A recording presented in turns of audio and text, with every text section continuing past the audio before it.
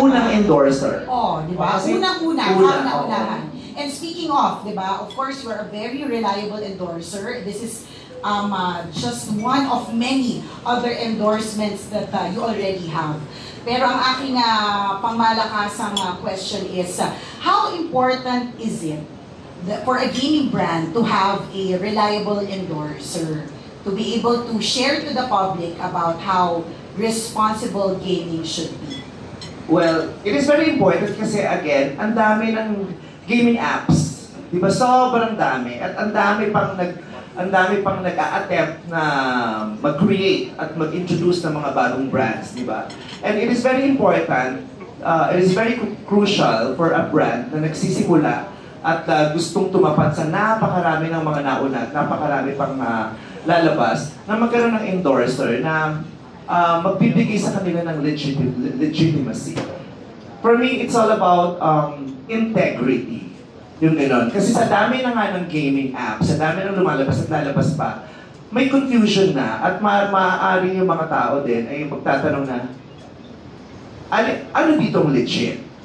Ano dito ang genuine? Ano dito ang hindi scam? Diba? So it's all about integrity. So, hindi naman sa pagbubuhat ng bangko, alam naman ng mga tao na ako as a personality, as a brand, I have always been genuine to my fans, to my supporters, to the people, to the madlang people. I've always been genuine and sincere to them. And I've always been concerned sa lahat ng mga madlang people na nagmamahal sa akin.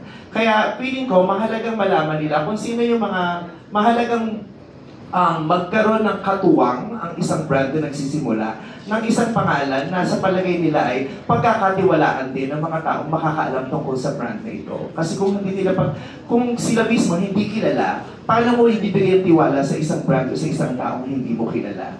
Diba? Magbibigay ka lang ng tiwala sa isang tao o sa isang brand na hindi mo kilala kung meron kang kakilala na nakadikit sa kanya na mapagkakatiwalaan mo. Di ba kahit naman sa mga curriculum vitae or sa mga pag nag-a-apply ka, di ba may mga resources, may mga resource persons na tinitingnan at kailangan kang ilagay para kung sakasakali, mag-check ang background mo, ang legitimacy mo, di ba? Yung gano'n. Kaya napakahalaga para sa isang brand na nagsisimula na magkaroon ng isang katuwang upang mag-legitimize sa kanila at magpa-alam sa mga tao kung ano ang katotohanan tungkol sa brand na yun. And I'm very grateful for GameZone na ako talaga yung kanilang kinonsider for this. Thank you very much. Congratulations! A lot of people love you because of your integrity. Congrats! Thank you very much. Thank you. Thank you, Ms. Nicole, for that.